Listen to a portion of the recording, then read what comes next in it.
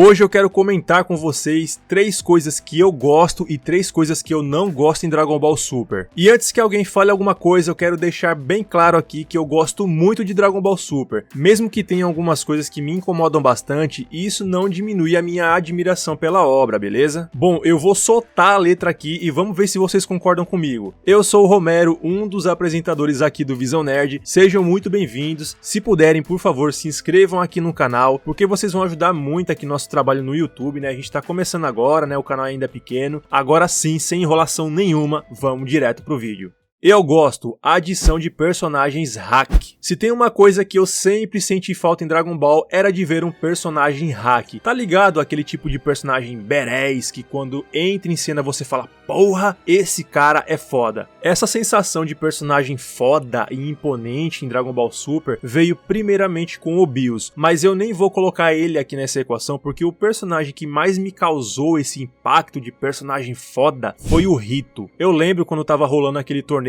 entre o universo 6 e o 7, Vegeta versus Kiabi. Bem no finalzinho dessa luta, o Vegeta se transforma em Super Saiyajin azul. Naquele momento eu pensei que o Rito ia ficar morrendo de medo. Afinal, era o Super Saiyajin azul. Era o pináculo de poder máximo que a gente conhecia entre os mortais até então. Mas não, né? O Rito simplesmente ficou na dele como se não fosse nada demais. Isso pra mim foi muito foda. Pouco tempo depois, na luta entre os dois, o Rito humilha o Vegeta com extrema facilidade, cara. E o impacto não foi o fato dele ter vencido o Vegeta em si, né? Mas a maneira como ele venceu. Frio, calculista, sendo um personagem imponente, a todo momento mantendo a calma, confiante e acima de tudo, cara, com estilo. Bem naquele jeitão Thomas Shelby, cara. Isso pra mim foi muito foda. E depois no anime veio o Jiren, que também é um puta de um personagem roubado, cara. E na minha opinião, ele subiu a régua de personagens poderosos na franquia. Todo mundo sentia a presença poderosa que emanava do Jiren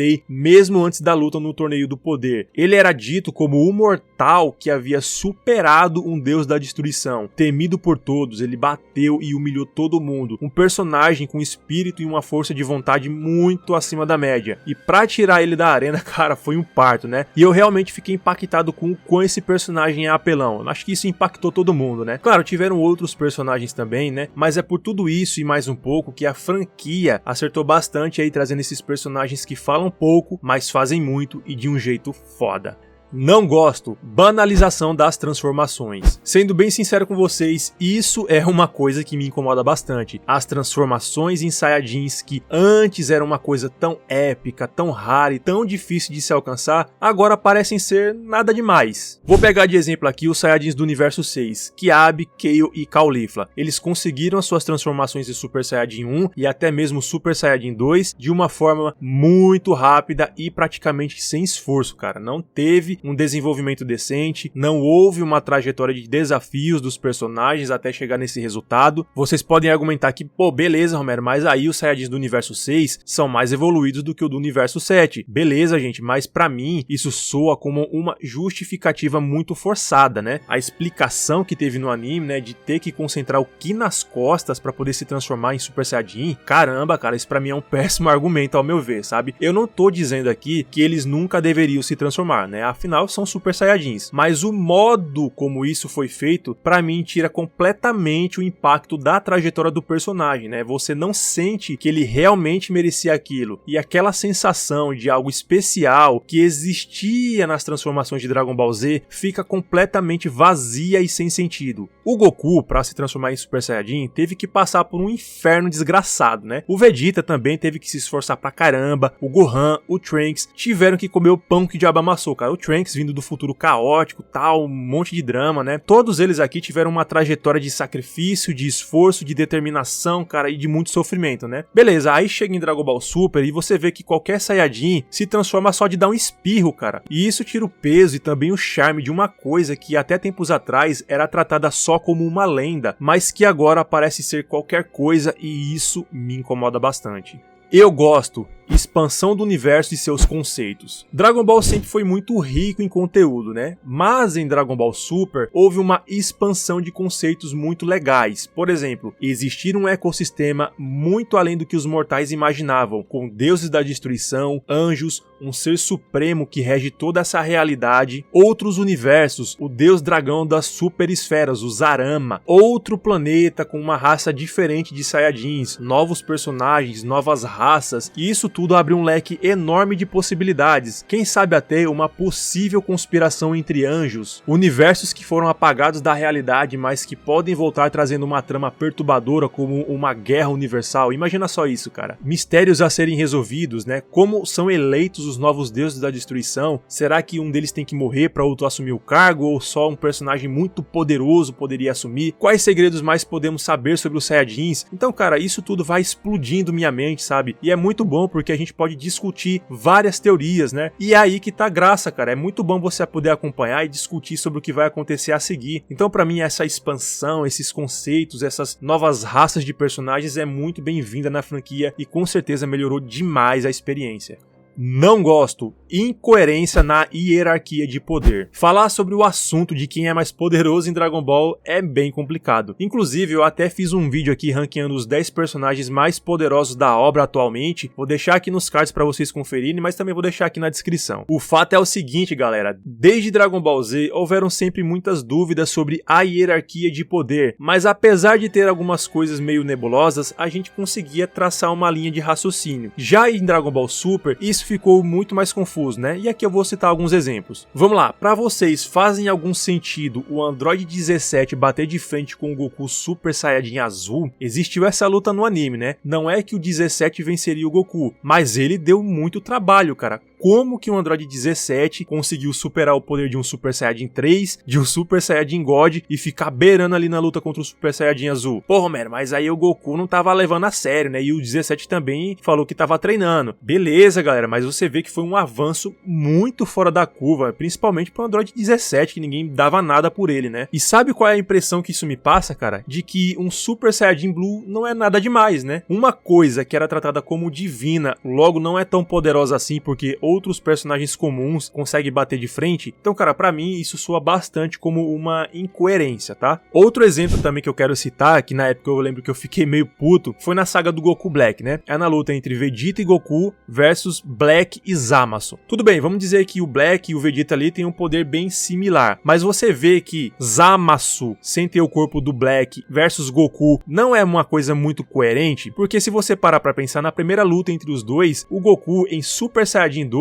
tinha o poder sim pra derrotar o Zamasu. Já nessa luta de duplas, você via que o Zamasu ficava batendo e dando trabalho pro Goku Super Saiyajin Azul, cara. Isso não faz sentido. Porra, Homero, mas o cara é imortal. Ele é imortal, ele realmente pediu esse desejo, mas ele não pediu pra aumentar a sua força. O fato dele ser imortal não faria automaticamente ele ser mais poderoso que o Goku. Ele ainda deveria estar tomando um cacete do caramba, mas não foi isso que aconteceu e isso pra mim soa uma coisa bem incoerente. Claro, existiram outras situações também, mas eu não vou ficar falando muito disso pro vídeo não ficar enorme. Mas o fato é que a hierarquia de poderes ficou mais confusa do que nunca. Muitas vezes incoerente de verdade, dando a entender que até as transformações mais poderosas não são nada demais. Ou seja, banalizaram muita coisa. Mas comenta aí a sua opinião sobre isso.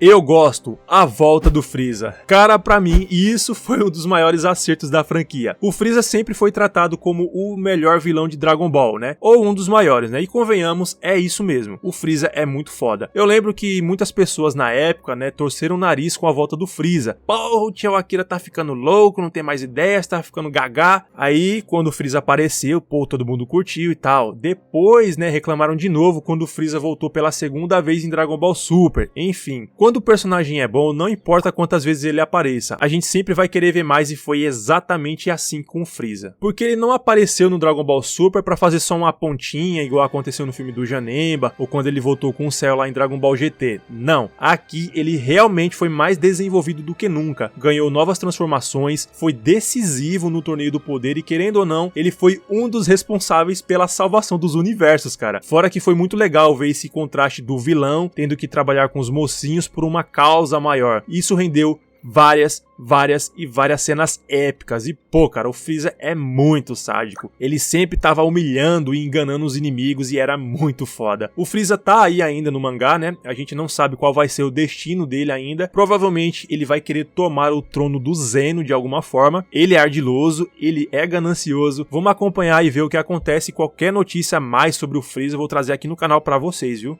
Não gosto. Animação ruim e censura. Todo tipo de censura pra mim é uma merda, né? E eu entendo que Dragon Ball Super é pra um público mais infantil, né? Pra poder aumentar a comunidade de fãs. Eu entendo, cara. Mas em Dragon Ball Z a gente tinha o quê? Sangue, tinha mutilação. E isso faz parte da lore de Dragon Ball. Mas no Super censuraram muita coisa, né? Pelo menos no anime, porque já no mangá, o mangá ainda continua sendo bem brutal em algumas cenas. Mas no anime o que acontece? Os caras não têm sangue, né? Se abre o rombo na barriga de um personagem, eles só salivam, então assim, é tosco pra caramba. Mas outra coisa também que me incomoda é sobre a animação. E antes que vocês venham me criticar, sim, Dragon Ball Z também tinha uma animação bem zoada em alguns episódios, tá? Mas em Dragon Ball Super, eu acho isso mais zoado ainda. Todo mundo lembra o que foi aquele episódio 5, né? Enfim, mas eu também me refiro a uma questão estética. As cores em Dragon Ball Super são mais opacas, né? Os personagens parecem ser feitos de plástico, a fluidez dos movimentos também são travadas. Mesmo nos episódios mais ruins de Dragon Ball Z, ainda tinha uma fluidez melhor em movimentação dos personagens do que tem aqui em Dragon Ball Super. A coreografia agora das lutas falta criatividade, então você vê que é muita repetição de movimento, é soco, mais nada tira o peso e tira a emoção da principal coisa da obra, que são o quê? As lutas. Vou pegar de exemplo aqui uma luta que tinha tudo pra ser uma das mais fodas do Torneio do Poder, Rito versus Jiren. Cara, eu juro pra vocês, eu esperava mais essa luta no torneio do que a luta Jiren versus Goku. Ela de fato aconteceu, mas foi assim uma coisa bem broxante na minha opinião. A animação na maior parte do tempo da luta entre esses dois personagens foi horrorosa. Não fazia jus à grandiosidade deles. E isso pra mim foi uma puta de uma decepção. Eu não tô questionando aqui o resultado da luta, né? Pra mim foi justo. Mas o modo como aconteceu pra mim foi uma coisa bem complicada, cara. Eu não curti. Não me entendam mal, não tô generalizando aqui. São casos e casos. Da mesma forma que tiveram seus pontos baixos, Dragon Ball Super também trouxe cenas e episódios com animações fantásticas, dignas de Dragon Ball Z. Enfim, bom, esses foram alguns pontos que eu queria compartilhar com vocês. Existem outros que eu também não citei no vídeo, mas se vocês quiserem eu posso até trazer uma parte 2. Você concorda comigo? Discorda de mim? Deixa a sua opinião aqui embaixo nos comentários, galera. A gente sempre tá lendo aí, sempre tá respondendo vocês. E claro, não se esquece de se inscrever aqui no canal para apoiar mais vídeos de Dragon Ball como esse. Também tem outras coisas aqui no canal, a gente fala sobre Boruto, a gente fala sobre DC, Marvel, animes em geral, curiosidades, enfim. Se você se inscrever aqui no canal vai dar uma puta de uma força pra gente, a gente tá começando agora no YouTube e seria muito bacana, a gente ia ficar muito grato aqui da nossa parte ter vocês aqui na nossa comunidade, beleza? Galera, até a próxima, é só o começo e valeu!